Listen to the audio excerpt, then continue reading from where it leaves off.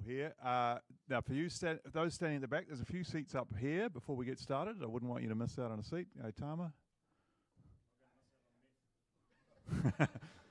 There's no sampling, mate.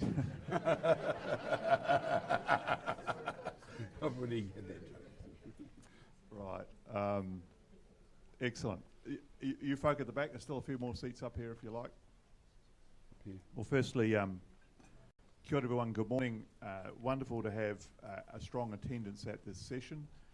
We were discussing, Hinamara and I, at the start, we were thinking it's the first time the Economics Forum has tackled a subject like meth, and it is great to see the level of interest. I want to also welcome the students from Manurewa High School who have come to the session this morning.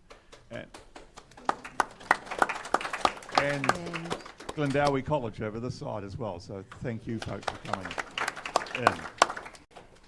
So we're here to discuss a huge social issue for this country, which is the meth epidemic, or the business of meth. And the title was particularly chosen that way because it's undoubtedly a big business with a huge social cost. So we have three wonderful panelists to discuss it this morning. I'm going to introduce them all to you now. So to my immediate left, Jared Gilbert, who's the Director and Sociologist in Independent Research Solutions at the University of Canterbury. Welcome, Jared. Hinimar Elder, who many of you will know, who's very active in, well, medical doctor, but also very active in the far north, in looking after or facing some of the challenges of meth and, of course, other health issues in the north. And to her left is the MP for Northland, Grant McCullum, who has been very active on behalf of his constituents, arguing for a better answer to the meth epidemic. So that's the group that's going to talk to us today. We're going to have basically a fairly free-flowing discussion. You're welcome to ask your questions on Slido. Last time I did a session in this room, we also had a roving mic. Are we able to do that this time? Yep, brilliant. Because it's a more intimate setting than the big one out there, so we could perhaps do that as well. My name is Stephen Joyce. I'm your moderator this morning, and I thought I'd start by getting our panelists to update us as to how big the problem really is now. Is it abating? Is it growing? From their perspective, what's actually happening on meth in this country right now? Jared. Well, it's undeniable that the problem isn't just growing, it's growing massively and in frightening ways. So 10 years ago, Customs would intercept 55 kilograms of meth a year. Now we do, they confiscate 90 kilograms, up to 90 kilograms every single week. So that's one measure, right? Now, the other problematic measure is we have wastewater testing, which is brilliant. The foresight to do that testing is great because we can get a real sense of what's happening in our communities. And in the last 2 years alone, that rate has doubled. Use has doubled of methamphetamine, in fact, slightly more than doubled. So we had a massive problem with methamphetamine 2 years ago. That is now twice as bad. And I think we're being complacent about it. And we can see actually in the economics of the black market the impacts this is having. So say 10 years ago, particularly when I was in the scene hanging out with the gangs, a gram of meth might cost $1,000. Now at a street level, $300, $330 you can get it for. So it's now cheaper to wreck our communities. These are horrifying data. And there is no question that we're being complacent about it. Our response is the same old, yet the problem is getting worse. This is not just a threat to our communities. I'd argue it's a significant national security threat. Okay. Hinamar, from your perspective. Mauri ora ki te whare. E tika ana ki te mihi tuatahi ki tō tātou ariki nui, nā waihono e te pō, me te kāhui ariki, pai mārere. Kei te mihi hoki ki Waikato Tainui, mō te manaaki kaore he paenga anei taku mihi no te kōtiu. So, in terms of how we understand the size and severity of the problem, I think the way we conceptualise that can help us then determine what we do about it. So one of the ways we can do that is think about the features of the drug itself, the features, the protective and vulnerability factors of the human beings involved, and the wider contextual factors. So we've heard from Jared about some of the contextual factors around supply. There's huge amounts of methamphetamine coming into our country. It's cheap, and it's getting cheaper. So it's cheaper to buy meth and kaitai than it is to buy weed, and easier to do so. That's a terrifying thing when you think about the actual impact on the human beings. So in various parts of the country, we know that the Northland, Te Tai Tokerau, and the Bay of Plenty are particular areas where there's massive vulnerability, and those are areas where there's a socioeconomic deprivation, intergenerational trauma, and a general sense of hopelessness and helplessness that is entrenched in our communities. Mental health issues, obviously also very prevalent. And then let's look at the features of the drug itself. So methamphetamine has a number of elements to it that make it particularly addictive. It has a rapid onset of action. It hijacks the dopamine system in the brain and actually promotes dopamine being produced in the brain and the body. So it gives an immediate high, which then the half-life of that is about 12 hours, so it lasts a lot longer. The half-life of cocaine is about an hour. So this is a sense of euphoria that is intensely addictive and can itself lead to the development of psychotic symptoms and extreme aggression and violence. So when you think about those three elements and how we assess the size and severity of how those elements operate and then how they affect each other, we're looking at a problem that's costing our whole country, conservative estimate, $2 billion a year. Grant. Yeah, well, I suppose I approach it from as a local MP for the area of Northland, which is almost like a case study, you might say, for other areas of the country which are also experiencing similar challenges. And it really manifested itself last year when many would have seen Manisa Here, the head of Ngāpuhi, came out and said, look, we'd had enough in Kaikohe. And that sort of backed up what people were seeing. The size of the problem is substantial, which is why we as a government last year, they committed $30 million over 4 years to extra funding to go into this area in a range of areas. And one of the things we're still trying to work out is the actual number of people presenting an ED and so forth aren't necessarily increasing dramatically. So the question are more and more people using, possibly, and in some cases there's more the same people using more. And so instead of going and buying enough hits, X number of hits, they can get X number of hits times 2 for the same money. And so therefore you're getting that play out in the presenting to the medical profession. A friend of mine's a GP in Kaikohe, and she gets presented with every day people come through her door with presenting with all the symptoms of meth addiction, and the impact it has on families. And this is the bit that we're really focused on, and I'm trying to help where I can, is like when for example, she tells me when someone walks in the door for she's getting young girls as young as 11 coming in pregnant. If a girl turns up 10 years old and she's not sure about symptoms, then she'll get a pregnancy test done. But the thing that really sort of frightened me and just made me aware of how endemic it had become in some parts of society was when I was growing up, Dad would give me a sip of his beer sometimes. That's the sort of thing that would happen. No, these days they give me a toke on the pipe, 5 and 6 year olds. So, and that's one of that social community level. That's what's happening. And just last weekend, I was at Paperai MP show and was made aware of a little community called Tinapai, which is on the Kaipara coast, Kaipara Harbour. And they recently had an incident where one guy coming off meth got hold of a gun, was shooting around the town. So a little township, 200 or 300 people, beach batches as well, retired people. And that led to the community saying we've had enough, and they formed a group to deal with it. And we'll come to that discussion, but this is the solutions here have got to be from the ground up as well as the top down. Yeah. Well, thank you, all three. Very sobering start. And just so that you know, what we're going to do is we're just going to explore the challenges first, and then we're going to go to the solutions. So don't lose all hope. No.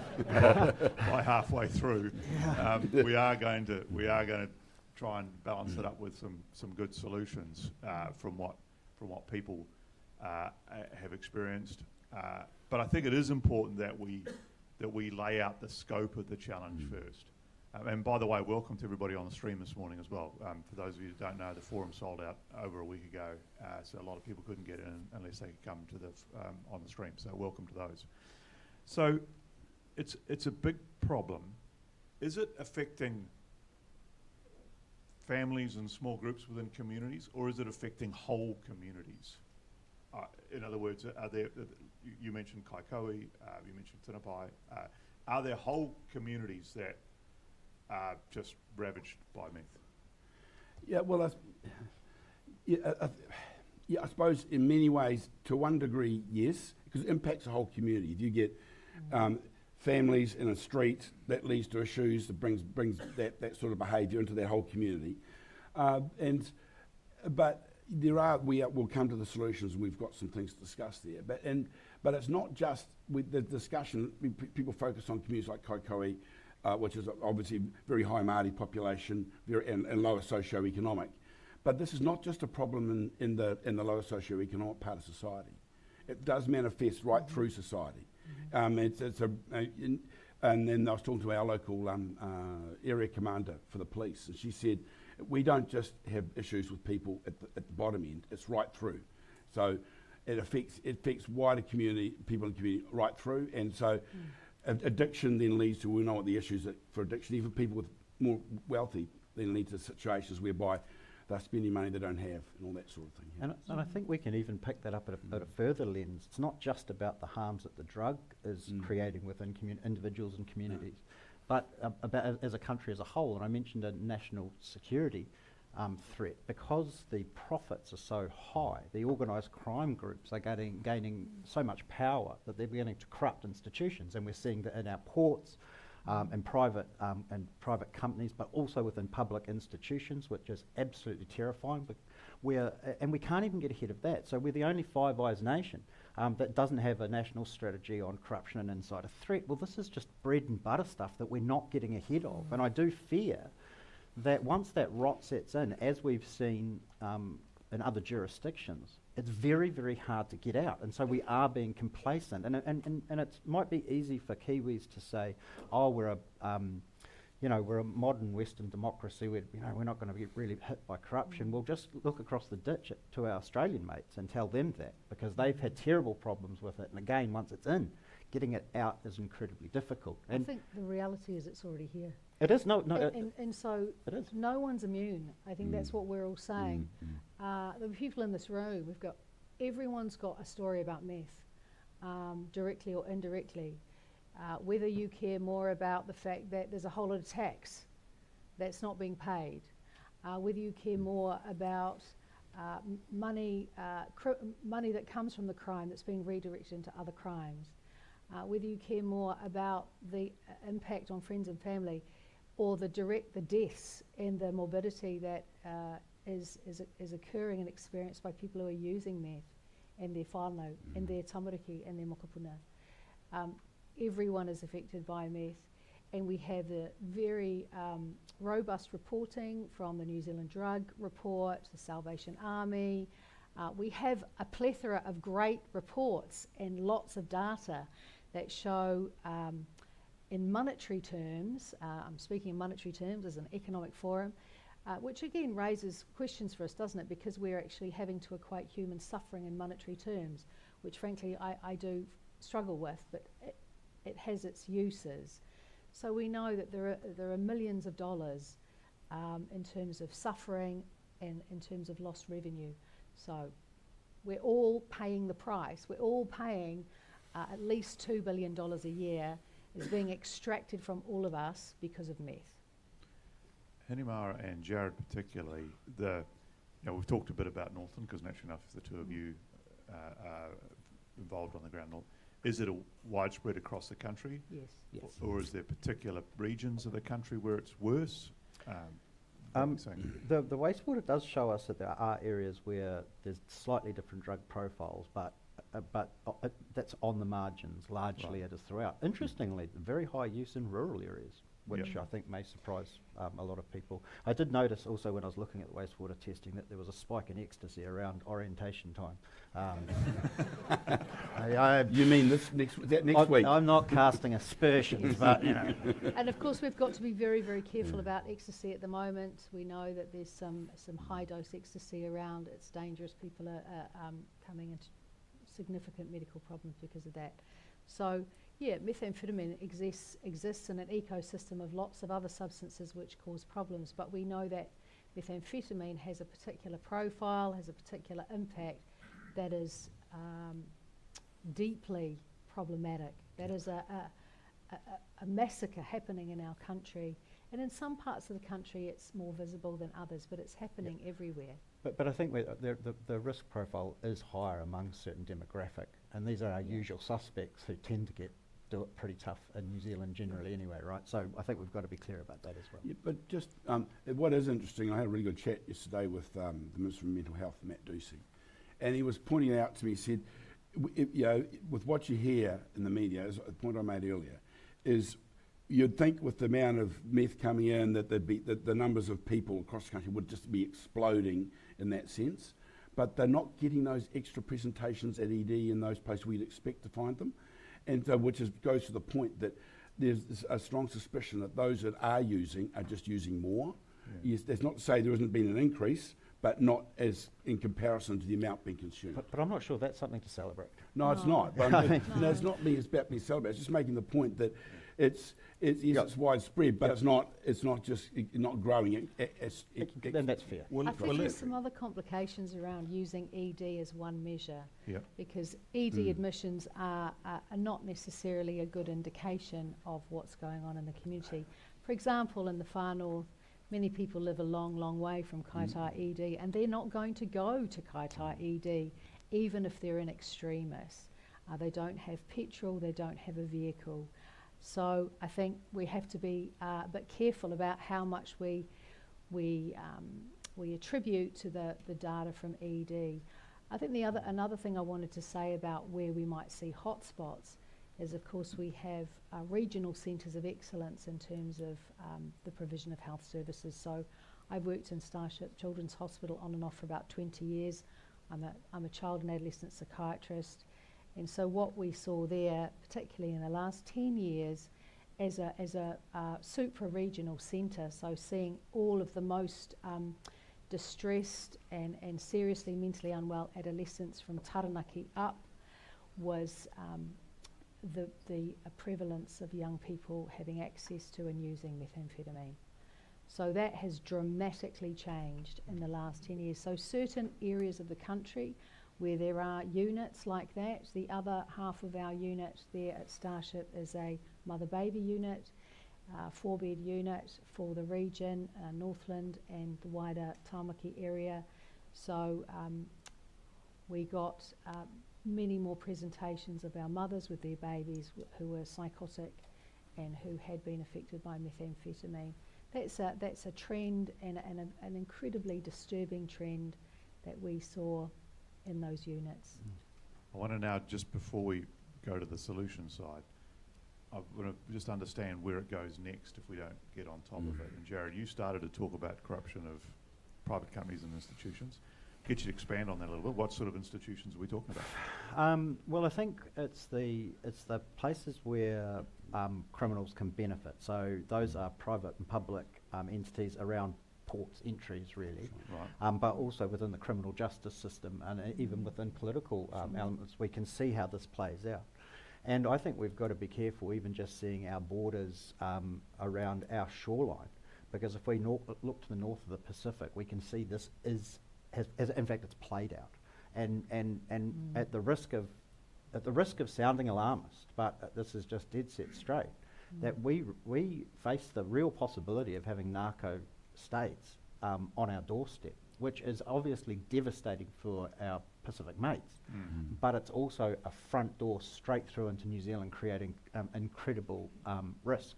But the other things I see occurring, and again, I'm focusing on that tough end of of having to enforce this and the organised crime angle. There are other elements to it, and I appreciate that. But is that because the market is becoming somewhat saturated, and the price has dropped, but it is still 10 times higher than an international level. So we are an incredibly profitable marketplace for the international cartels. But we run the risk of starting to see violence coming in as the control of these markets is contested.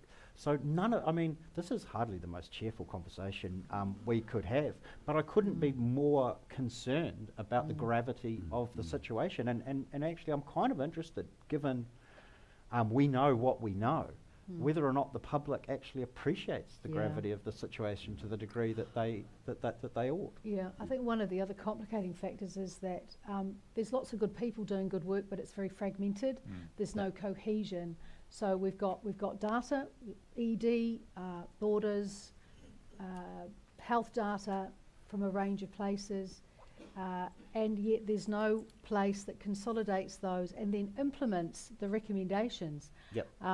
Jared's been on a ministerial advisory group that has produced an excellent report. When is that going to be implemented? People in health don't know about that. So I think a place to coordinate and then prioritise to ensure that we are actually moving forward in a stepwise, deliberate, robust fashion based on the evidence that we have now. And just on that, I'll challenge that a wee bit. The government is very conscious of it, and that's why we've put money into helping those programs that stepped up and actually doing good work and empowering them more. And that's where we're putting the focus. The key thing here is we're going to come to the solution side, is you've got to find those things that work and work with those groups that are actually making a difference.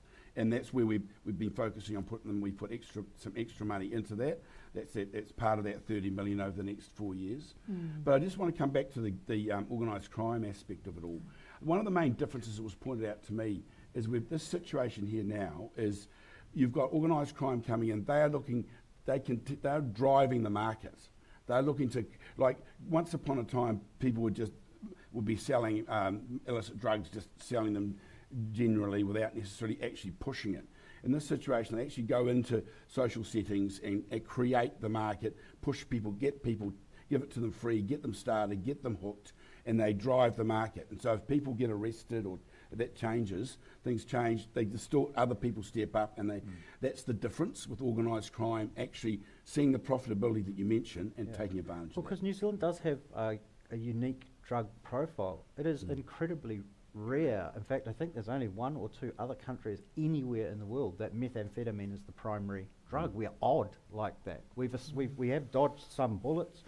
We haven't had the fentanyl crisis here, touch wood, but there's every possibility that could come to us, and I don't know how prepared we are for that. But New Zealand, for reasons unknown, kind of chose meth, and as you were saying, it's such a dangerous drug. I mean, this won't be popular, and I probably wouldn't say it in polite company.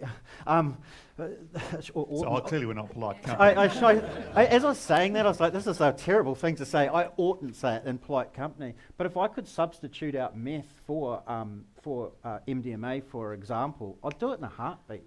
We have got a particularly dangerous drug profile, and that's why this problem, the problem that we're discussing here, is in some ways unique to New Zealand. Okay. I think we've got a good bad picture of what's going on. Let's talk about some things that you see working. Before we try and come up with bigger solutions, what I'd love, and I think everybody here would love to know, what do the three of you see that's working when you see it? You can go, aha, that's having a positive impact on the whole thing. So should we start with you, Grant, down that end? Yeah, it's interesting because you move around your community, and this is the biggest challenge, as I highlighted, finding those programs and those organisations actually making a difference. And last week, actually, over the Waitangi week, Erica Stanford, the Minister of Education, and I visited like a kura, a completely Māori immersion kura in Kaikohe. So right at the hub of of where one of the big focus areas is.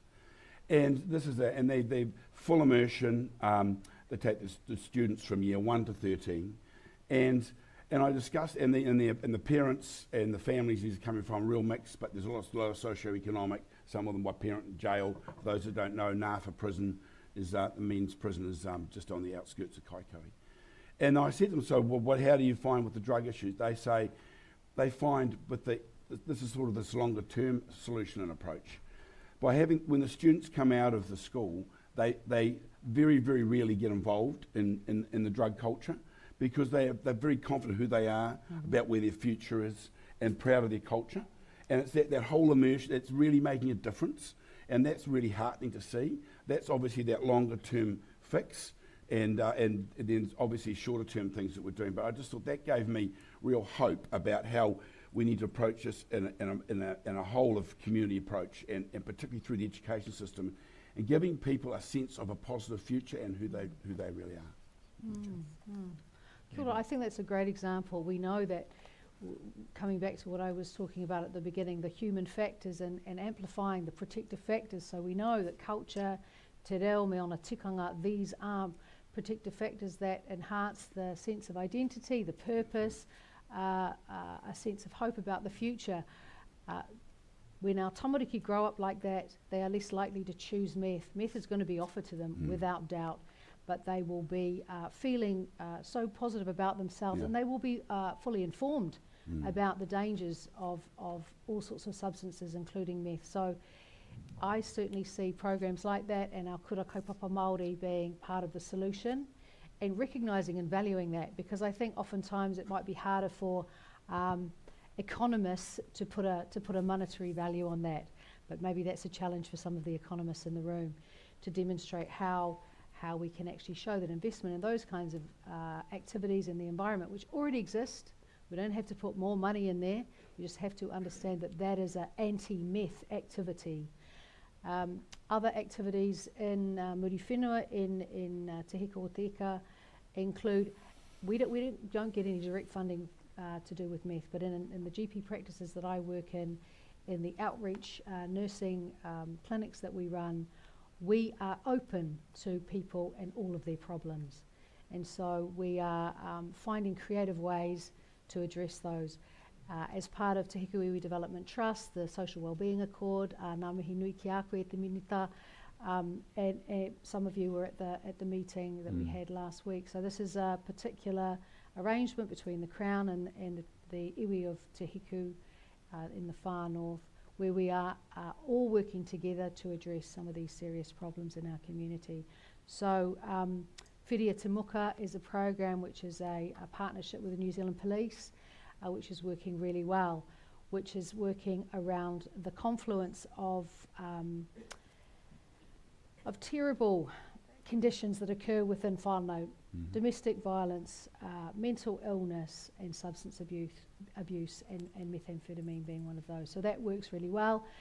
Burl has done an assessment of that program, and the social return on investment is more than $4.50. So these kinds of analyses of the programs that exist in our different communities are really important. Te Ara Oranga is another program that's based in the mid-north. That's a program that we know should be rolled out around the country. So we're all working creatively, innovatively to maximise the sum of our parts, even though we don't see the money that's apparently coming as yet. So we can talk more about that later. I'll stick with the law and order bent, if I may. And we see some terrific work being done in pockets, and I want to talk about that as well, because I don't think we're far from having a joined up all of government approach, which is absolutely required. But every time you see a big bust of an organised crime group or a big seizure of methamphetamine, that is brilliant work being done by the men and women in police and in customs. And so I think we need to applaud that, because there's great work occurring in the community in pockets, there's great work occurring in government in pockets. But we've got to be careful of this, because if we don't tackle demand, we are on something of a hiding to nothing, because you can have that big bust that wipes out an entire chapter of an organised crime group, for example, or a huge bust, a seizure at the border. But if demand for the drug does not change, then supply will just simply go into to move it. It's a very basic economics. So I guess then the question to ask is, well, why do the busts if it's not making any difference to the market? Because it's not, and we can see that through the wastewater testing. Sometimes it has a minor dip, but everything just carries on in the medium and longer terms. But those busts are important, because seizing those assets and busting those crooks means that they can't get that base that they require and the power that will then go on to corrupt institutions. So those busts are incredibly important. But I don't think we can kid ourselves to suggest that that's solving the methamphetamine issue, because it's simply not. That is an issue of demand, and we need to get our heads around a change of that, because we can't just throw money at law enforcement if we're not going to reduce demand. It's whack-a-mole. Once you whack one down, another bugger's going to pop up, and you'll whack him. Just stay there for a second on it, because just looking through the Slido here, there's some pretty drastic solutions proposed in the crime space, Oh, yeah? which I feel I should address. Do tell. But yeah, people are saying, well, you know, if it's this bad, why don't we go like Singapore and introduce, well, the death penalty or something more severe, shall we say, for drug trafficking? Because to your point, it's a massive amount going on. Is there a deterrent, without going necessarily and having a big debate about the death penalty? Is there a deterrent you think that would work? I think deterrence does play a role here, because if we harden this as a market, if we make ourselves the toughest to operate as organised crime, crooks are rational, and the cartels will look at others. This place is too tough. So there is a deterrent element. I won't get into the death penalty argument, but I do like that it's been raised, because it's kind of that extreme end, which is, okay, interesting, and I think we can have, it's okay to chat about. But on the other extreme, you could say, well, let's just legalise all drugs, right? And so, and then you don't have an organised crime problem. It takes the organised crime out of it. So you've got these extreme debates on both ends. But you've also got to accept that in a community such as ours, there's not a tolerance for those extreme ends. So we have to work in the pragmatics in the middle. We just do. And I think spending too much time on those extremes is perhaps not going to advance us in the ways that we might like. Yeah, look, those are the extremes. One of the areas that does prove quite successful is go after the ill-gotten gains of the people that actually are making the money. You know, that's the thing that hurts. If suddenly the Harley Davidson's been, sorry, we're repossessing that because you can't prove how you bought it, or that house you're living in, how did you pay for that again? I think that's a really, really important part of it. That's part of that deterrence factor that we've got to bring to the table, and the government is working very hard on that. And I'd like to push back a wee bit on what Henry was saying. Yes, we could spend an absolute fortune in this space, and we need to keep spending smart money. There's no question about that. And we've committed over the next few years to spend $3.5 million to expand the tutor program in the schools, which is educating students about the impacts of drugs.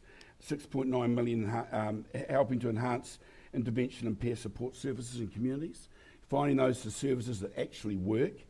$14 million over 4 years for the worst affected communities to boost those services that are required, and then another $6 million for training new practitioners. And just an experience I had when we visited Kaikoui after Mani, the head of Ngāpuhi, called a meeting. We had all the providers and concerned people in the room, all turned up. They were all sitting in there, and these are people all had different services and offerings. And I sat there watching this, and I'm thinking, so you've got a pot of money that you can put into this community. How do you work out who's been successful? Because they all get up, and there's a degree of they're bidding for their own businesses, and you've got to watch that. And you've got to single out those or pick out the ones that are actually making a difference and not just funding their own business. That might be a bit cynical, but that is what I sit back and look as a taxpayer. I want outcomes for the people that are struggling, not just to feed into a business that's just sort of engaging in the churn. Those funding models are difficult, though. Yeah. Hinamo, you might want to do you want to address that? Or we share similar views. Sure, I'm just not sure what businesses are going to be benefiting. I'm not sure what businesses you mean.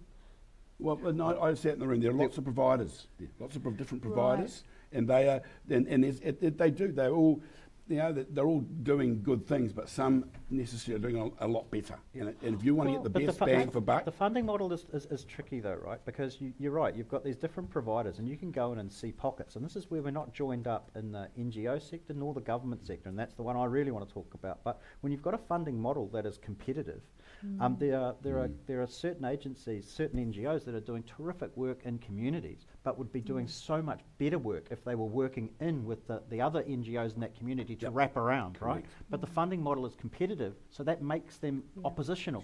So it actually works against the idea of cooperation, and that's been a problem for the longest time. And again, everyone knows it. You don't need to be an expert in this area. Everyone knows this, but no one solves it. So we don't set the contracts. The government creates the contracts, and so, for example, I work for Te Heku Hauora. It's a large primary healthcare organisation. We've got about 12,000 people registered with the GPs, and we do a whole range of other things also to make sure that the 2,000 people that don't have a GP in the far north can have access to healthcare. So what we're doing, regardless of what the government's offering actually, is to just get on with it and to work together. So obviously we recognise that the contracting is not fit for purpose, and you're saying the same thing. So we don't want to be fighting with each other for money to get the job done, to help our people. We just get together and work out what we're going to do, regardless of who's got what contract. So I haven't been in meetings like that. In my experience, actually, on the ground, we don't engage in that kind of activity. It's a waste of energy.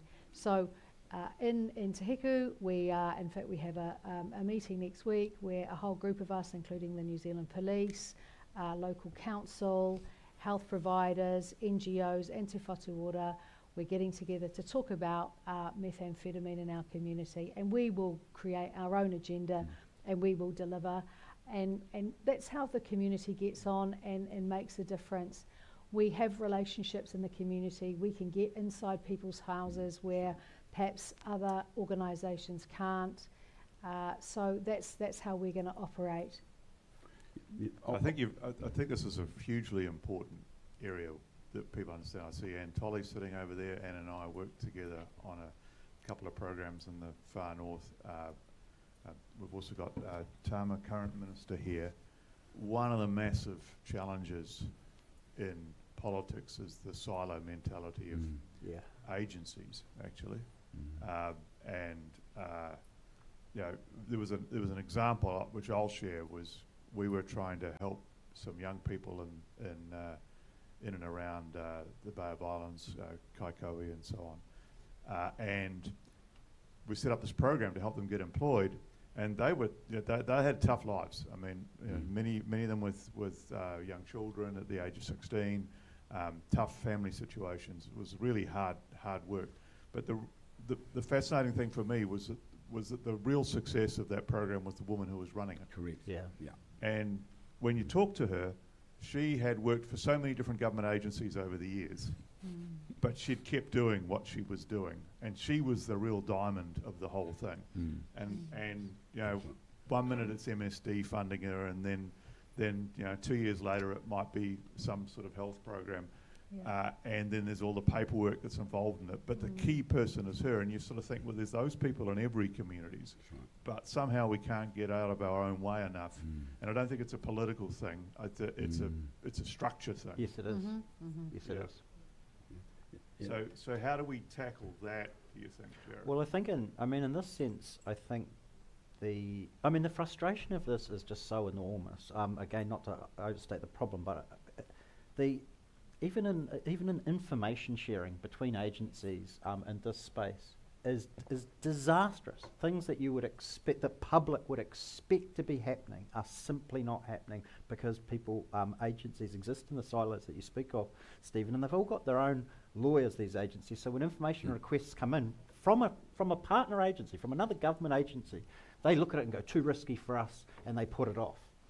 And so therefore you don't have an umbrella view of what we're trying to achieve within the organised crime space. Now, everybody, you don't need to be a forensic accountant, you don't need to be a systems analyst to look for where these problems are around information sharing. Every single person in these agencies knows about this and complains about it. But because of the silos, it's nobody's job to fix it. Everybody looks around and goes, oh, we're just going to kind of put up with it. It is an insanity. And I think in this space particularly, that is problematic because there's no accountability in the organised crime space. Organised crime fits across 14 different government agencies or whatever it might be, each with different ministers, each with competing agendas. And so this just does not become a priority. We don't have a central point that owns this, that can be held accountability to the strategies that the government are putting together. And that is problematic. And this can be solved if there's a will to do it. This can be solved. This is not some problem that is like just beyond us because it's so huge. This can be solved if we've got the will to do so. One of the ideas of dealing with this issue of silos and so on was whānau ora, right? And that was the model that was set up to delegate responsibility for, and I always remember Tariana Turia talking about this, is to delegate responsibility back to people in the community to work with their community. Hanamara, is that part of the solution? I mean, whānau ora has been kicked around a bit over the years, as you know, it's politics. But is that sort of approach part of the solution? Because I sense that a little bit with what you're saying about Te Huku and the forum. Yes, absolutely. I think that the one relationship, so whānau don't have to navigate a whole lot of agencies, you know, the 5 cars in the driveway scenario, having the right person who is liaising with a whānau and then they can liaise with all the other people involved. That is a really good model. And so in different parts of the country, it might be a whānau navigator, it might be someone from a different organisation, but essentially that's the way we all try to work, you know. I'm always saying, look, do you really need a psychiatrist in here? I can stand back, I can support what's going on, and it's more useful for me to do that so I can be available to a greater number of people. So yes, that model of approach works well, and that's certainly how we are delivering. As a local MP, Grant, is that, you're obviously aware of the challenge. Yeah. How are you seeing that solved? Well, this problem is going to be solved not just government down, it's bottom up. The communities have got to be involved, and where you get and to help drive it, and the government's there to help support and provide the logistics and the money and help with the resource. But if the community says yes, we've had enough, and they want, then that's where we come in and really help. And I see that particularly in with when Kaikohe said, right, we've had enough, and they're working towards trying to, as a community, how are we going to deal with it? And I look at this situation, so what the government has done there is we've got this extra funding we put alongside a program we started up, Resilience to Organised Crime and Communities Work Program, that the police work alongside. So they go in, they might go into a family, arrest the perpetrator, usually the bloke in this case, and you're left with this family that's dysfunctional. You've got often an addicted mother and children and so forth. So then they don't just walk away and forget about them. That helps put the wraparound around to help support them. What do we need to help support that family to change and to deal with the situation it's in? That's a fantastic initiative. We already have the programs. We already know the models. They've been evaluated to Ara Oranga, which I mentioned earlier, Whiria Te Muka. So it is about accelerating the availability of that collaborative way of working to a greater number of people. Is it at the point where we need a meth czar? You know, somebody who's the minister for meth addiction or the minister for meth? I think a czar of organised crime. I think we do need a minister for a central minister that can drive an agenda that isn't fragmented and bring it all together. And actually, because the other example of this was this family violence and sexual violence agency as well that was set up. And did you? And that is, I think, a great model on paper, but it's had teething problems because there were too many irons in the fire. It got all too complicated. There were so many initiatives that we were trying to do. But I think we can learn from that. Like, well, this is going to be a step-by-step process that we can create these across agencies, these horizontally integrated strategies that work. It's I not. Yeah, it's there, not there are magic. some risks and benefits to that kind of idea. Yeah. I mean, we want to get the balance right. We want to have the government involved. We need the government involved, but we also need community-led, culturally meaningful programs. That's right. So having too heavy a top-down position might upset the kind of sweet spot, the perfect balance that we're aiming for. Actually, I'm a fan of, from an evidence-based perspective and from a practice-based perspective, of community leaders. You know, we have iwi leadership. Our iwi leadership in the far north is very strong, if I may say. And you know, we have our differences, but we really care about our people, and we will do whatever it takes. So we need to find a way to be resourced and valued, that we have the solutions. You know, the Ministry of Health actually funded a great report by one of our leading researchers, Jo Mane.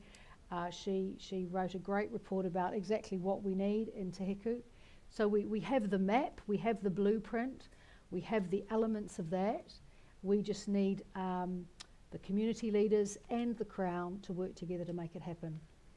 As part of all this, and this is the community, part of the responsibility on communities is when they see these problems, and often they know, in small communities, they know where the problems sit. But often they're a cousin, they're someone they know well, and there's a reluctance to therefore, well, actually, how do we then deal with that? Because it's quite personal, and that's a part of the real challenge. And so, and so we've got to, and so it's getting that balance right and making it, say communities, if you really want to deal with this, you've got to help the police, but you've also got to help us deal with the fallout of the people with the addictions and so forth, so that we can then actually move forward. Otherwise, it'll just keep going around in circles. With respect, may I respond to Yeah, that? go. I think the characterisation that because it's your relation you might be reluctant to act in an appropriate way is not my experience. In fact, in the Māori community, we tend to give our own relations a much harder time, and Māori in the audience, I think, will back me up on that.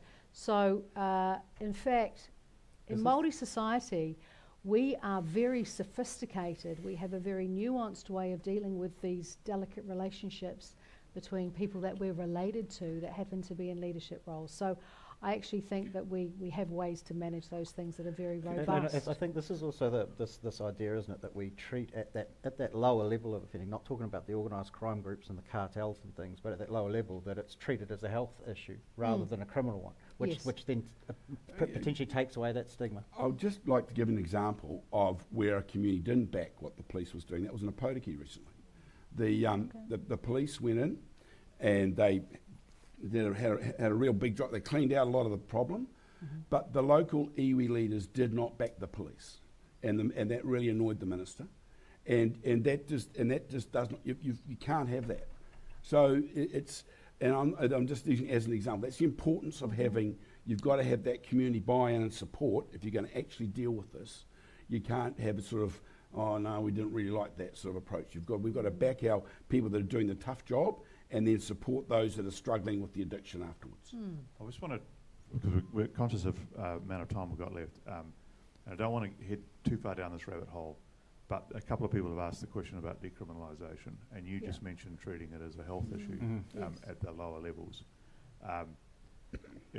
It's seductively attractive at some levels to say it's a health issue, not a crime issue, but then I imagine you'd also sit here and go, wow, if it's the massive problem that it is there a risk of lighting a fire under it and making it a bigger problem if you started to head down that path? Yeah, there is a risk, because I talked about the just full legalise it removes the organised crime element. I'm not saying I'm advocating that. I'm just saying that's an argument on an extreme. But for that to be even intellectually workable or theoretically workable, you would need to control the supply, and the supply would have to be at cost. Because otherwise, you're just getting organised criminals that are going to come in and undercut the state. And then you have the problem, well, how do you give the correct dosages? because there's no correct answer No to that. safe. Because Is there a there's safe dose? well, there's some people that are going to use a truckload and some people that are going to use less. And so if you get that wrong, then you're opening up for them to on-sell it criminally if you're giving them too much. And so this is such a difficult area. And the other thing I would just point out, again, at a political level, and it's why I don't really engage in these arguments to any great degree. New Zealand couldn't decriminalise cannabis. Why am I going to waste my very limited intellectual capacity, I might add, concerning myself with things that are so unlikely to come to pass? So that's where I sit. I think there are a couple of things we could do in terms of reframing this as a health problem. So there's the organised crime element, but for the people who are victims of living in a addictive promoting society, you know, you look at all the features that exist. Methamphetamine hunts where people live in poverty. That is the major determining factor of how you can identify most of the people who are going to be using methamphetamine. Of course, it is across society, but it does hunt where there's poverty. So replacing the Misuse of Drugs Act and reframing that as health legislation is something that has been argued in the past, and there has been some great work on that. Drug Foundation did a poll about that, and there was almost 70% support for that. I think that the issue of the cannabis legalisation and regulation, I definitely think we should try that again. It was very close. It would certainly bring in some tax, which could help fund some of the things that we'd like to do in reducing methamphetamine. And if cannabis was available, you know, in outside of the current illegal environment and was regulated, our people who are accessing that would actually know what they're buying, and it would perhaps be more available than meth. And that might be one of the other elements that might tip the scales away from meth towards something which has much less lethality and much lower kind of profile of problematic difficulties and impacts on all sorts of other things in life than meth. So I know that's a contentious issue, but certainly I think there's an argument for that. Look, I'm just a slightly different approach to that. I think if you're going to look at you want to look at what's happened in some of the societies around in America, for example, the states that have basically legalised dope and the impact that's having. I think it would be interesting to see before we started going down that track. But I think they free marketed it, Yeah, right? yeah, So it's like a business model. And I think I'm that's talking about risky. the health impacts of that and where it's gone. And I think we've just got to really think very hard about that. Because one of the things, because we obviously had the referendum on it, and the thing that concerned me most about that is that I think it's been well shown. For example, something like marijuana, with the developing mind, it has quite an impact. Yes. And so currently kids can buy marijuana marijuana now with no regulation at all. And if we send a message out to the community, it's okay to do it, then they'll just do more of it. But that's not what decriminalisation and regulation I'm not talking about does. decriminalisation. I've sent us all down the That's rabbit make hole, it legal. and now I'm going to drag us back out of it. You're going to try and drag us back. Yeah. 2 minutes. So nobody's allowed to say decriminalisation in the remaining 2.5 minutes. So what I would like to finish with is, from each of you, just the one thing you would really like to see next in terms of getting on top of this, and then your thoughts as to whether in the next 5 years we can make a real dent. And so let's flip it around. Can we in the next 5 years make a real dent on meth? And what would be the one thing, if you had your magic wand? Grant's case, you didn't have to persuade your colleagues; you could just do it. That's a fraught question. It is. It is. There's a journalist at the back of the room. But you know, if you have a magic wand, you could do one thing. What would you do, Grant? Yeah. Well, fundamentally, if you could actually stop the stuff getting here, would be the fundamental one thing. Now it sounds like a pipe dream, but that would have a major impact. But at the other end of the scale, it's to really get into the school communities and really demonstrate to the younger population the damage that this does to them as individuals and to their futures and their families. That's because I mean, after my experience of visiting the kura and the Māori Immersion School in Kaikoui, I thought ultimately that might not be a 5-year solution, but that I think is a longer term community solution. If we can get into and really demonstrate to young people are always going to try and stuff. We've all been young once upon a time. And that's just the nature of life. But if you can really demonstrate to them the harms that could come from it, that would be where I focus. Thank you. Any more? I don't think we need a magic wand, actually, Stephen. I think we can do these things without resorting to magic. So I would end child poverty. It's going to cost $3 billion. Child poverty costs us more than $17 billion a year right now.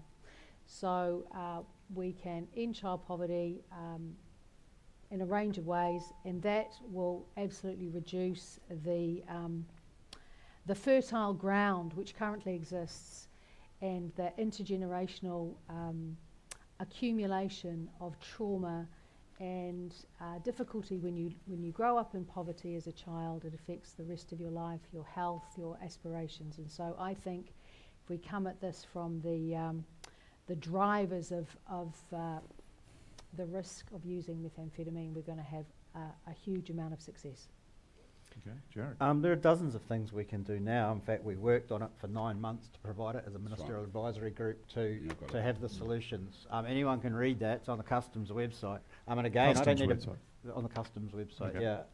Yeah. We don't need a magic wand, but if there's one thing I was going to do immediately, it would be I have a data lake to make information sharing between government agencies easier. That would bring the great work that is being done together, and the sum of those parts are going to be so much more powerful than the individual parts. So that's what I'd do. Okay, we're out of time, but thank you very, very much to the panel this morning. I think they did a tremendous job. It's a huge issue, but hopefully we threw some light on it today. Thank you very much for being here. And thank you, Cheers. Stephen. Thanks, Yeah, Stephen. thank you, Stephen. Cheers. Thank you. Thank you.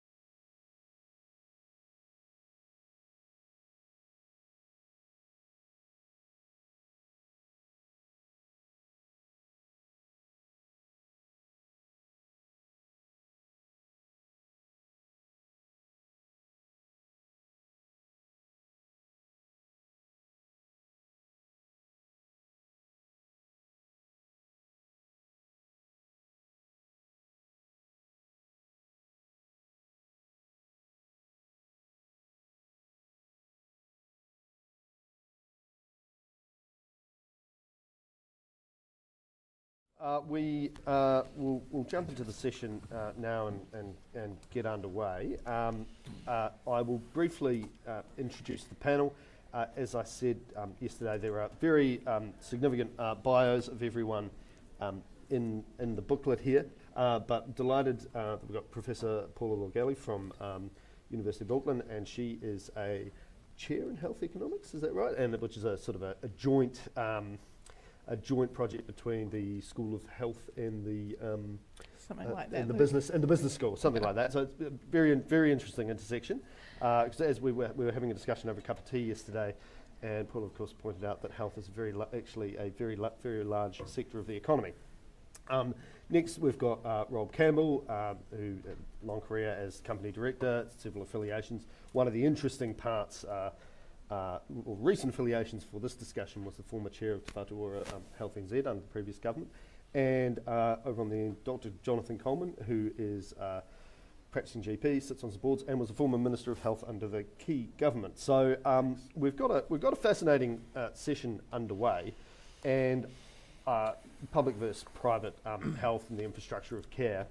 And one of the cool things about my job is that on a regular basis, you get thrown into things that you don't know very much about. And while I have done some preparation and know a bit about this, I am quite excited to be joined by this panel because it's a chance for me and hopefully everyone in the room here to learn a lot more about the complicated healthcare system and the challenges that it faces. So I might begin by saying I lead a team in Parliament, and about the middle of last year, Simeon Brown, Health Minister, announced that private surgeons were going to be used to help reduce hospital waiting lists. The politics around that particular announcement were quite interesting. On the one hand, it's a matching perhaps an overcapacity of some surgeons with waiting lists, and we'll get it all done. On the other hand, there seems to be a moral element that then plays out. That is, well, why can't the public healthcare system do this instead of enriching some overcharging surgeons? So I found that to be, in a way, a nice little example of the tensions that seem to exist in both the management and the politics of public versus private in healthcare. But I might start off with you, Paula. One of the things that we have discussed is the known unknowns in the healthcare system. Can you give us an overview of where you think it is at? What don't we know? What does the system look like? So I would just take your example that you gave there as a potential known unknown, which is the use of the private sector to substitute for the public sector. And I think it is I'm going to say a fallacy, but I don't have any evidence, and I think this is why it's unknown, that the private sector is more efficient than the public sector. And I think it's important to say that those private surgeons, by and large, will also be practicing in the public sector.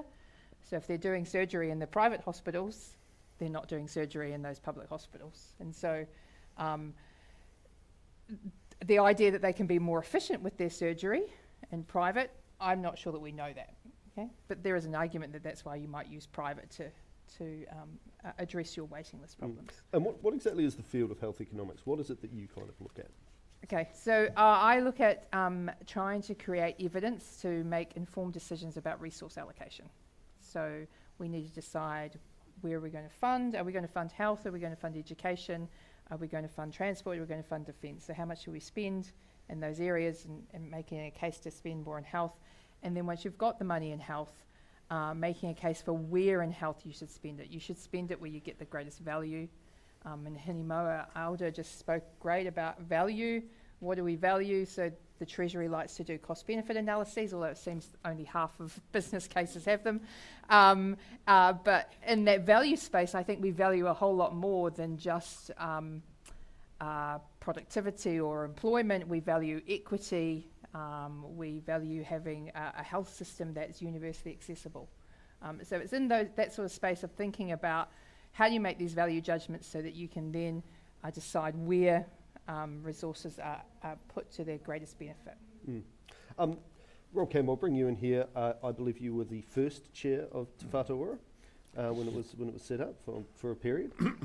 And Can you give us your, you know, when you got in there, the DHBs were sort of being abolished, a new system was being put in place.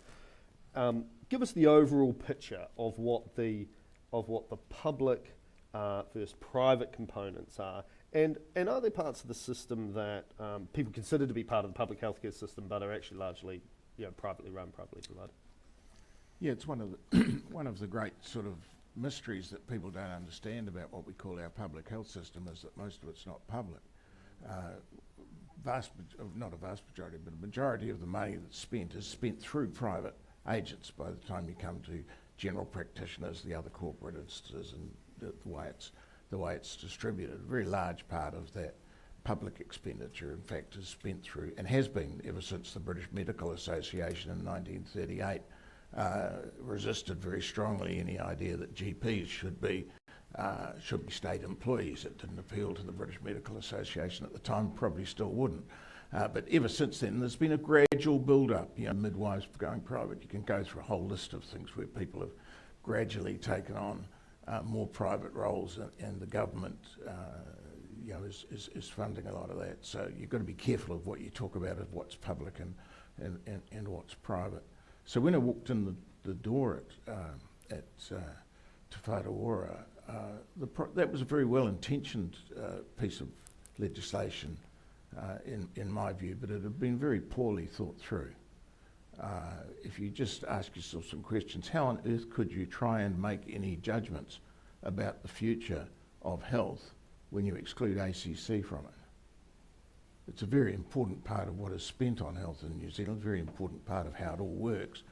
To deliberately exclude ACC from it made no sense at all. And there were various other elements of it that just ignored the realities of how to think about health in New Zealand. So right at its core, and we still have this problem, it's why we keep chucking money at a buggered system and then wonder why it's not actually making any real progress, is that we, in my opinion, and it was very obvious right away, we think about it the wrong way, and we don't think about it as economists. We think about it much more as accountants, which is a nice profession, very valuable, I'm sure, but it's not economics, and we confuse the two. An economic. So what do you view, mean? What do you mean? There's a focus on bookkeeping as opposed to yeah, incentives and resource allocation. Counting the dollars rather than trying to assess the values in the system, because in the end, economics is really about values, if you think about it in any deep sense at all. And when you think about health that way, to look at what sort of system you should have, and it gets to the public and private thing, I'm not actually digressing, I might seem to be, it becomes derivative from it, because what you should look at is, well, what do we think is health? What are healthy people in a healthy society? What do they look like? And then what would we need to do to get there? And most of those answers, about 80% of them, happen outside of the health system. That's a rough number, but it's pretty widely accepted. So you would look at it from that, and then you would say, well, what are the things that we would then do, and what sort of institutions, organisations would we need to deliver health? What we instead have is health as a repair shop. What we call our health system is a repair shop for all of the things that have gone wrong that you didn't do because you didn't think about it properly the first time around. And so in this repair shop, which is, you know, call it about half private, half public, you're then trying to make decisions about expenditure that are going to be, you know, often fundamentally flawed. We had district health boards competing with one another in different ways, and we didn't have any kind of national infrastructure for IT or property. Even the hospital decisions being made on hospitals were driven by politics far more than they were by economics. Some of the most stupid business proposals I've ever seen are ones that back hospital building because they were designed to suit what politicians already wanted. And people were sent away to say, we want to have something like this because we've said so, write me a business case that will get there. And that has, you know, we now have those examples sitting all around the country, half done or undone or whatever. So I just think we've got we haven't thought about the economics of health in any kind of fundamental way. And so we now get lost in the calculations. Skipping away from what was wrong with Te Whātua, but just to conclude, if we're going to have a healthy society with people living healthy lives in it, we have to turn that thing on its head to think about it that different way and allocate our spending accordingly. We will not have a sudden swing towards a more Cuban style of health system with the public taking the huge majority of the role. There'll be some people who think we should, some people who think we wouldn't. But every piece that we take away from that residual public system, and this is how I think about it and why those orthopaedic surgeons' issues were mainly orthopaedic, were so important, is that as you take bits away from that residual part of the public system, you do weaken its capability to serve, not just directly to serve patients, but also to serve the private operators who are around the place, so that the need that we have at the moment, in my view, is to reformulate how we want to think about our public system, not as a declining residual of things that are getting picked off from all around the place, failing and then being replaced by something else, but has its own purpose and design. And I think you'd design something very different, and economics would have quite a bit to contribute to that. But at the moment, I think that we're absolutely on a losing bet with what we're trying to do. Having said that, last thing before I shut up at the moment, we've just formed an organisation with a number of other health organisations called Ngā Kaitiaki Hora, which is going to be campaigning this year on strengthening the public system, both from the positive side of what needs to be bolstered within the relic of the residual of the public system, but also defining more clearly how that public system should be interacting with the private system. Jonathan Coleman, you've been looking very thoughtful over the other side there. Yeah. You are in a very interesting position because, in addition, obviously, to having been Minister of Health, you're also a creature of the system to some degree. You know, you trained in medicine and you came up through. Can you give us your overview of how it looks and what really are the key challenges? Obviously, Rob sort of set out his story. Yeah. So look, I mean, the system is really struggling in parts, and it works quite well in others. So if you're really acutely unwell in New Zealand, you get great care. If you've been in a road smash, if you've had a heart attack, you turn up to your local hospital.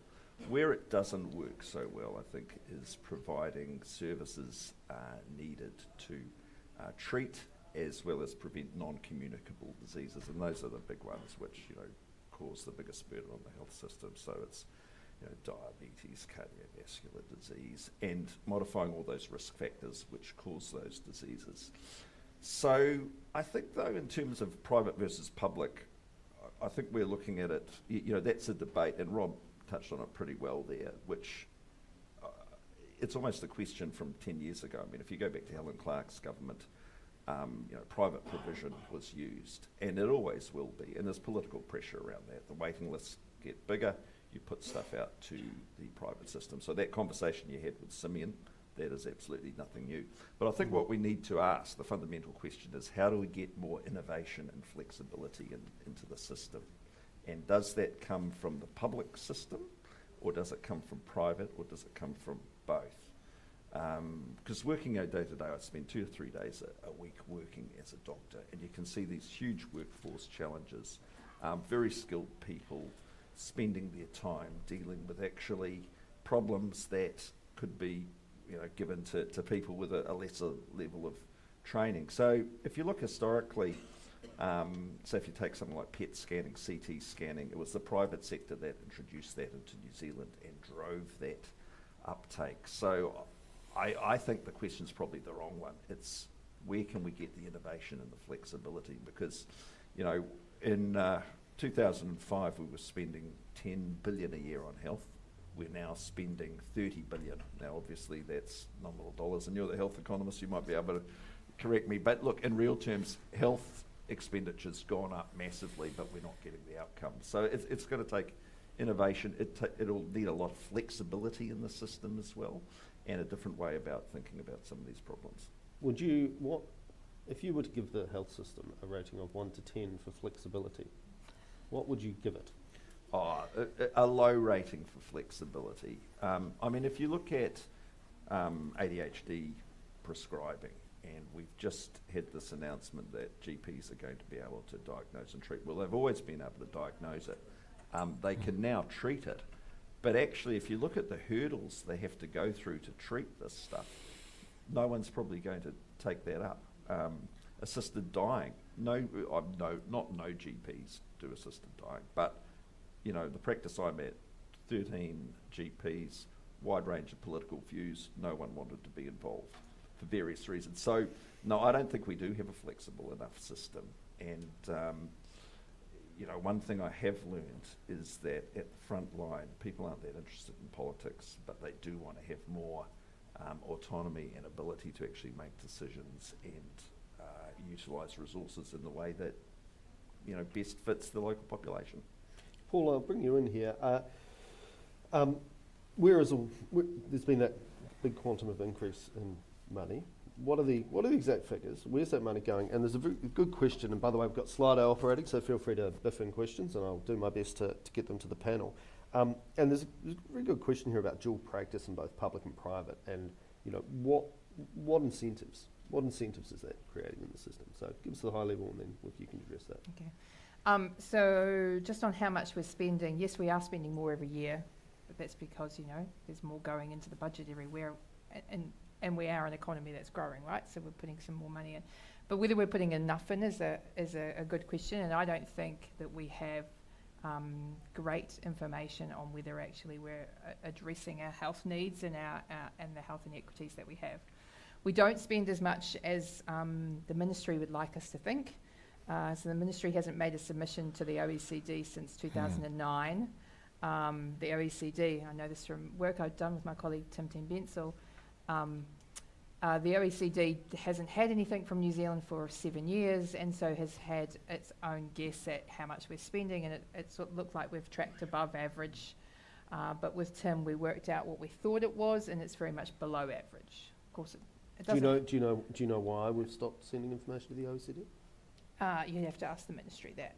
Well, I probably will. The minister has asked the ministry. I understand they are doing it now. But of course, but as a digression there, it doesn't, I mean, we don't want to spend as much as the US, right? I mean, they spend a lot, and they have I think a lot of us wouldn't want to be average Joe in the US. So I don't think we need to spend so much that we're not spending elsewhere, but we just need to make sure that we're spending value. So we could have a very low level of expenditure, but still have a great system if we were spending it in the right areas. So it's not just about throwing the money in, right? So there's that problem about how much to spend, but where to spend it. There's a great thing there, just absolutely picking up on that, because I agree with what you're saying. Everyone says there's not enough money being spent. I happen to think that's true, but I'd spend it in different places. But primary care is the area where people say, oh, you know, there's no money there, no money there. Why, if that is the case, why are so many private equity firms from around the world looking to invest in New Zealand primary care businesses if there's no money there? One of those don't understand it. One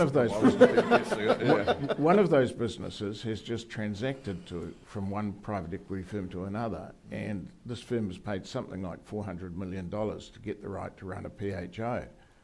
Now, there is something very wonky. These are not silly people, and it's not just happening in that one instance. There's a lot of attention to this. There is money to be made if you organise it in the right way, if you run a thing in it. And now, I'm not saying that's the right way from the health point of view. I'm just saying there are enormous commercial opportunities in our system, and we have been gradually sloughing them off, if you like. You know, one of the things that doesn't work at all well in our public health system, the public bit of that public health system, is medical laboratories, a large proportion of which were privatised, and which is a total mess. In fact, privatised, actually New Zealand Super Fund owns a big chunk of Awanui, the biggest one, and one of the iwi owns another big chunk of it. So you would say it's not a bad model in some ways, but operating as a private business, it has caused a severe deterioration in the efficiency and effectiveness of medical laboratory testing in our hospitals. But there is money there. These are people that want to make a 15% return is the typical aim of a private equity company, a 15% return on money.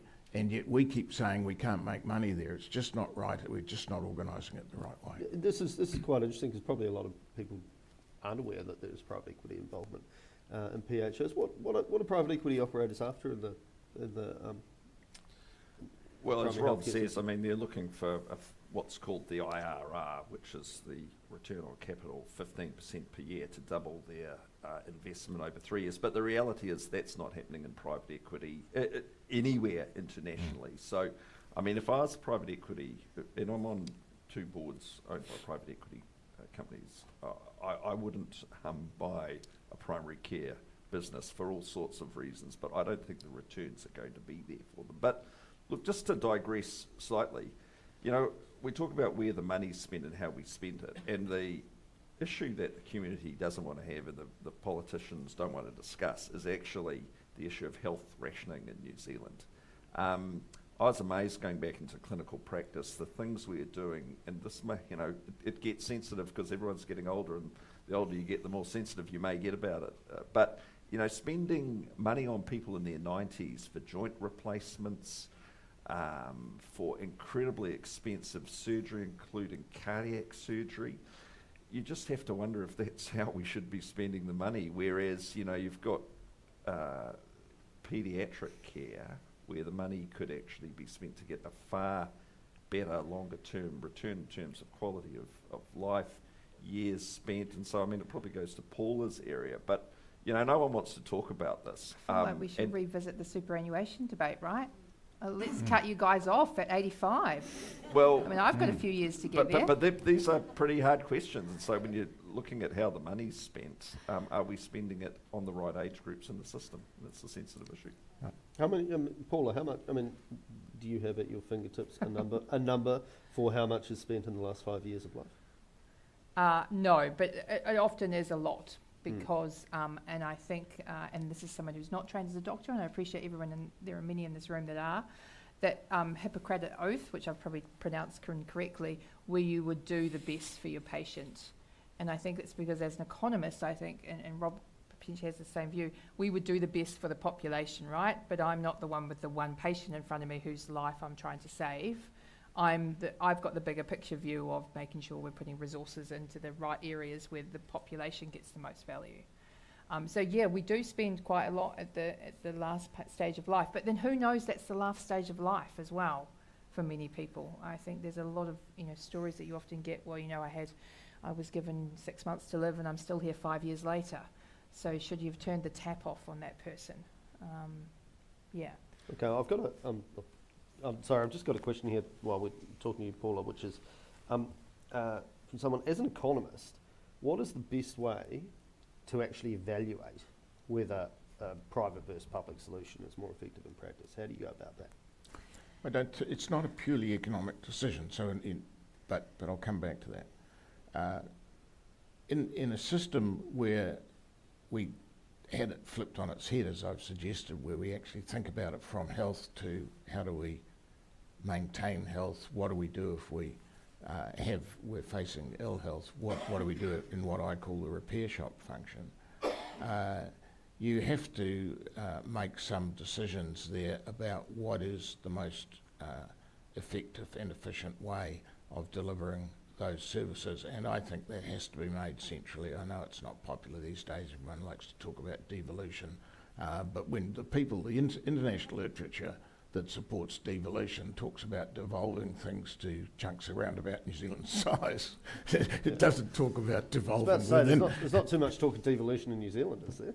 Oh, no, it's very within the health system? No, it's very, very, very popular to talk about devolution. But you know, that can carry various different meanings. But there are some things that need to be thought about on a national level. You know, we need a national digital system for our health system. That has to be done. It's been a lot of money spent on it. Nothing's really been achieved. Yeah, where was that at when you left the job? I mean, and you might know, Jonathan, as well with Paula. Does anyone know where that project is at? Because that was one of the, when Te Whatu Ora was formed, this was one of the I think half shining that team benefits. are no longer in employment. Yeah, well, when I joined Te Whatu Ora, the digital thing was in the Ministry of Health, actually. where they had the largest software development house in New Zealand. They had something like 1,500 people working on it at the time that I walked in, and most of them were working on mutually contradictory contracts. So it was just a horrible mess, but laying off the people wasn't the answer to that. So it was a total mess then, and it frankly hasn't improved, but it's a critical issue. I think now it is probably going to be bypassed by private enterprise initiatives that are occurring in the area all over the place, and they will find a way to stitch those together more effectively than the old system, or indeed the new system does. So I don't think it's a great outcome, but I'm pretty sure that's what will happen. So no, and you've also got to make, I mean, things like your major hospital treating those sort of complex major cases. New Zealand has to have a national policy on that. We can't have people running various regional campaigns for big hospitals. I was standing with the minister at the time, Andrew Little, at Whangarei Hospital, where there's a big plan to spend about $1 billion. It's been around for some time, that plan, but there is some building starting to happen there. But as we stood there, I said to Andrew, you know, if someone gave you all the health problems there are in Taitokerau now and said, you've got $1 billion, would you spend it on this building? And he said, you'd have to be mad. And he was right, but that's what we were doing. And we continue to do it. So there are things that don't need big hospitals. There are economies of scale in specialist hospitals, but the economies of scale are really for only quite small things. We don't actually need many big hospitals. But we do have that national approach in some things. I mean, if you look at Starship in Auckland, you know, complex paediatric surgery, I mean, everything from all over the country goes there. Cardiac surgery, you know, you've got Auckland, Waikato, Wellington, Christchurch. So, you know, de facto we do have that nationalised or regionalised approach, but I don't think it's like we either build a big hospital or put it all into primary care. I mean, you need a hospital in Northland, you know, and the reality is, if you have a road traffic accident, your chances of survival are far greater in central Auckland than they are rurally. So we do have to provide, you know, these services, and it's not going to be a matter of if we just invest in private health, in primary health care, we're going to take the burden off the system down the track. I mean, we all get older, we all get sicker, and you know, they reckon that half of your total life expenditure on health is spent in the last 2 years of life. So whatever we do on primary health care, there'll still be people who need hospital-based care down the track. So, you know, so are you saying really the primary health care, obviously there are an array of reasons for promoting it, making sure it is strong. Yep. But in an all-of-life cost situation, it's not the main game. No. Look, I think there needs to be more investment in primary health care, and GPs and practice nurses, they should be able to do more in the primary care setting. But I'm saying it's not an either or. We've got to strengthen both parts of the system. I think it's hard to make those, look at those statistics and think about what would it be in the future, because we need healthy ageing, right? So we've got an ageing population. We need to make sure that they are ageing well, not with these falls, you know, with cardiac problems. These are all things that you can prevent if you've got the right community and primary care approach, so that then they don't get exacerbated, or when they do, they can return home much quicker because they're healthier. While we're on primary healthcare, I'll come back and I've got a question for you in a minute, Paula. Jonathan, obviously you work in general practice. The politics around GPs are very interesting because obviously the government funds it to a certain level. Everyone tends to have a good relationship with their local GP. A whole range of small businesses around the country, so backed up by PHOs. How are the economics of the general practice business? What are the key challenges, and does the structure of that particular part of the industry need to change? Well, it's actually becoming more and more corporatised. So you've got, you know, a couple of big groups, especially in Auckland. So there's consolidation there.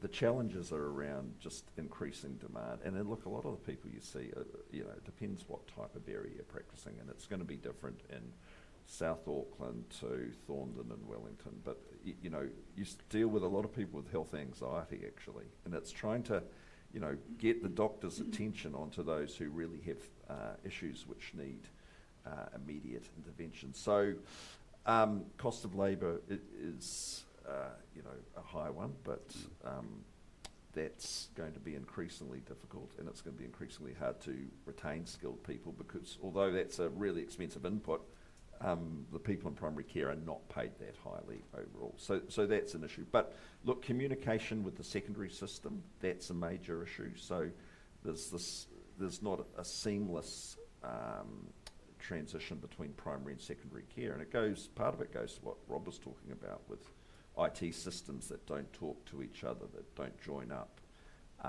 The inability of people to be assessed properly at any part of the system because you can see their health record, that's a major issue. So the other point about it, I think, is just the sheer economics in terms of the government inputs. So, primary care has not had the price increases that it should have from government, and people are very reluctant to pass that on to the patients. So overall, getting back to private equity, I'm not sure I'd be buying into one of these businesses, because the only way they can make a profit out of it is really by, driving productivity. That's a good thing on the one hand, but taking out a lot of costs, and I don't think there's a lot of costs to take out. Yeah, so why do you think private equity are keen on this? Look, doesn't sound like this. Because health's been very sexy in the past, right. Since COVID, it seemed to be as a safe place for private investment. But I think PE often doesn't understand how health actually really works. And, if you look at primary care, I mean, you're largely reliant on government funding. You do have co-payments, but, the biggest input into it is the government funding. And I just don't see how they can really make money without squeezing things very hard. And private equity never loses when they sell, so, Paula, No. Yeah. I can see a smile I over mean, here. I just think somebody's paying 400 million, not billion, is it? 400 million to Mercury, the Patel family, for Tamaki Health, right? So they're clearly thinking there's money to be made here. And I wonder if one of the reasons they're coming into New Zealand is because private equity in health has been rife in the US, and they're clamping down, because it shouldn't be about profiteering from our health. But if you understand the business model and you can go into a country where you think there are profits to be made, why not? And you can make profits, right? Because you can go, who gets to have 15 minutes with their GP? Has anyone ever been to a GP where they put the timer on and they get 9 minutes? I've had that experience, and not here. But that's how you make it a business, right? You make sure you get more throughput. And so somebody then says to you, you need to see more patients in a day, and so therefore seeing more patients, you'll agree with this, Jonathan, you'll be offering less care, but your business will be more profitable. It's just like Woolworths or New World, right? In that sense. So I think they've done their homework, and that's why they've entered. And I think we're at risk of having more come in. And the risk is actually not that they come in, but that if they can easily come in, can they as easily exit? And so do we then have a risk where we've got health providers not having anybody underwriting them, and they have to start closing GP practices? And we've already had that threat last year we've had practices that were taken over by, I'm going to forget who it was, but somewhere in, I live in Auckland, so there's nothing south of the Bombays, right? Yeah. Where they couldn't staff them properly. So Paula, you're very concerned about the barbarians at the gate, whereas Jonathan, would it be fair to say you're a bit more sanguine that it's been popular, they've come in, and maybe they'll look to sell, head out with their tail between their legs, maybe? Well, we're sort of getting down to private equity discussion, really. But look, Yeah. I'm not that worried about them owning them. I mean, these are private businesses. I just think they'll find it hard to actually do what Paul is describing, because the doctors will just go elsewhere. And having the health workforce in New Zealand is going to be a major challenge. So I think we do need to make it much more attractive for nurses, allied health professionals, doctors to work here in New Zealand. And like, Yeah, just quickly, is the it doctors' union's pretty good, like Yeah. the unofficial one of resisting. Like they think we're going to see people every 9 minutes. They got another thing coming. You know, I'm not saying that personally. I'm just saying I know how doctors think about this stuff. And just on the workforce situation, is it easy enough for foreign trained healthcare professionals, doctors, nurses, No, it's not. to work It's to the work in New Zealand? flexibility we need, and this is what I'm saying. You know, when you get back to the health bureaucrats controlling this, you know, we need to make it much easier for people to come and work in health in New Zealand, assuming they've reached a qualification that we accept overseas.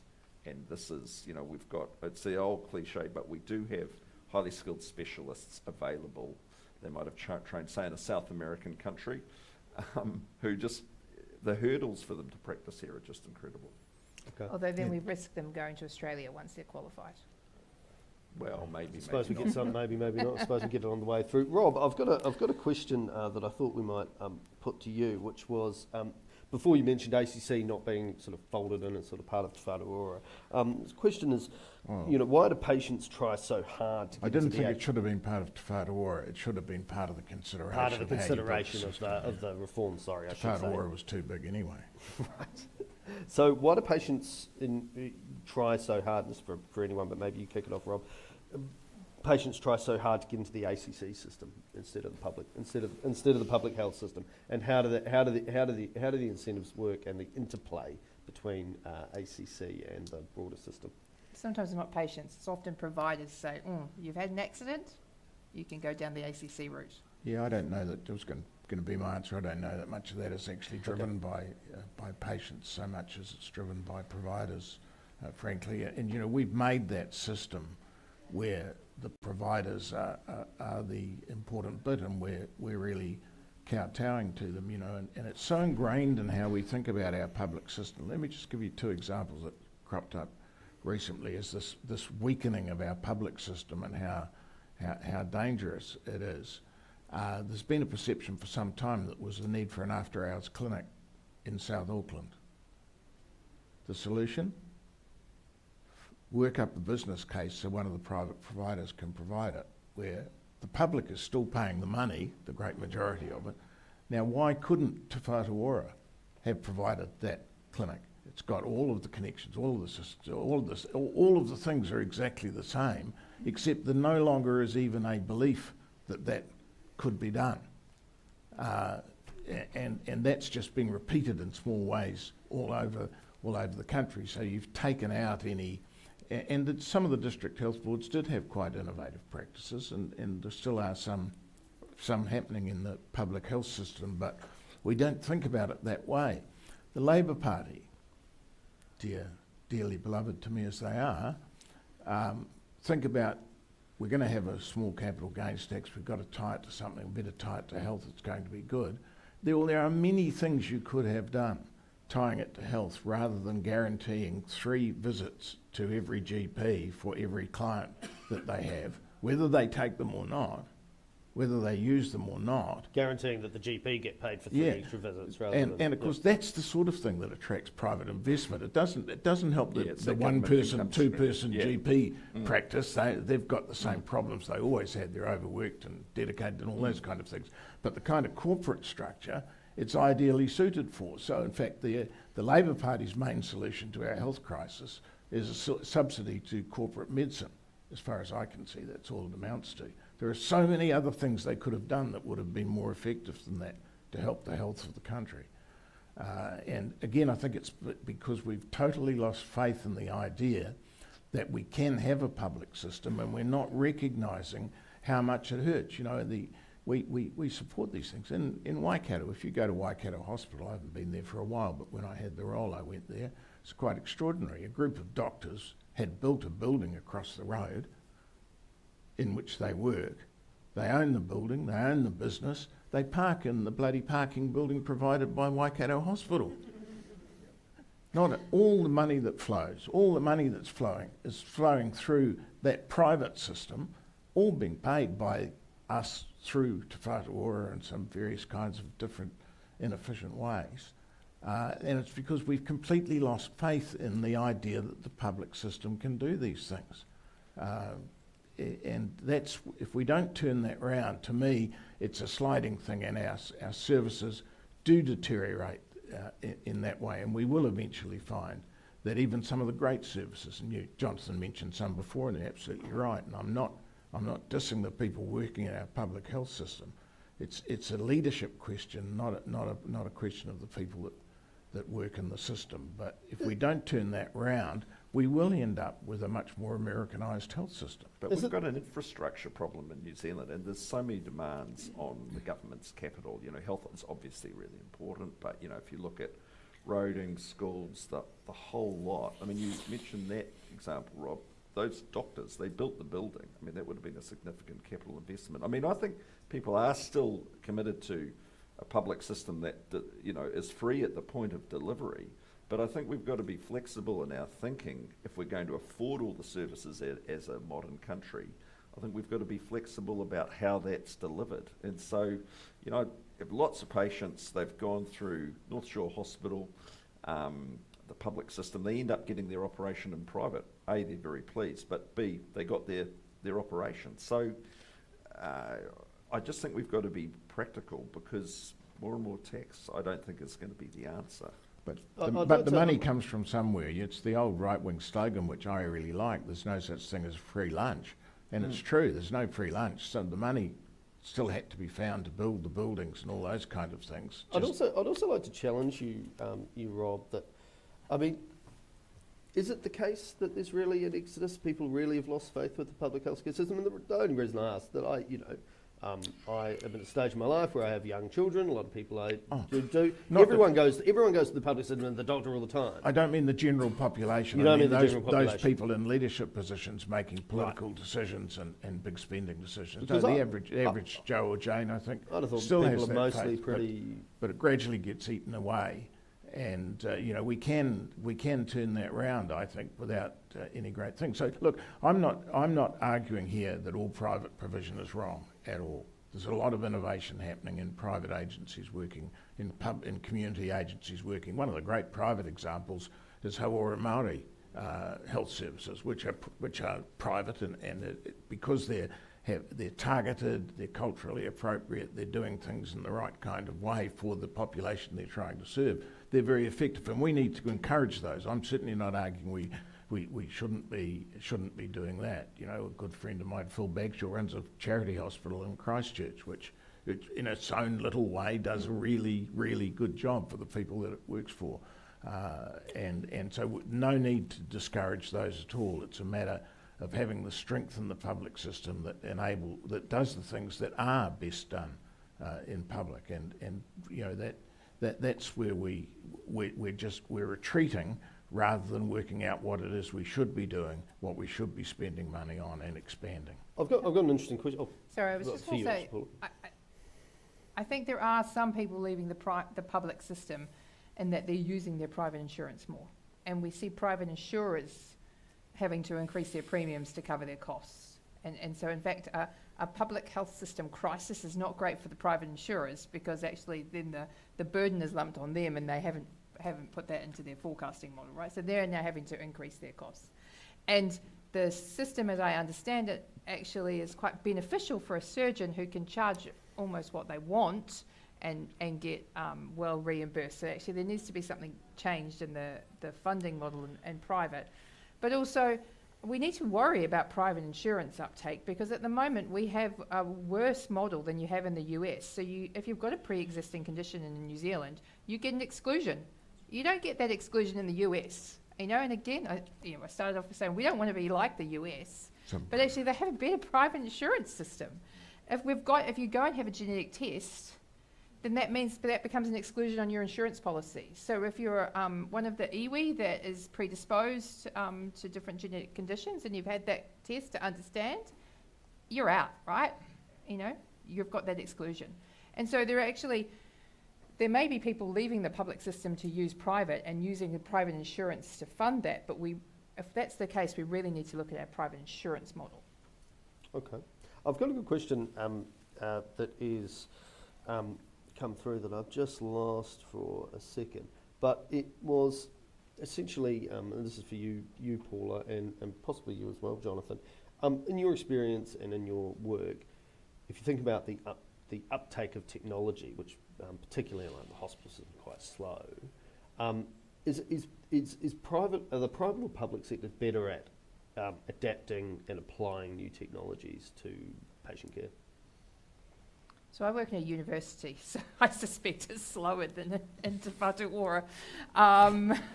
We're still debating about not whether all students universities. should or shouldn't be using AI.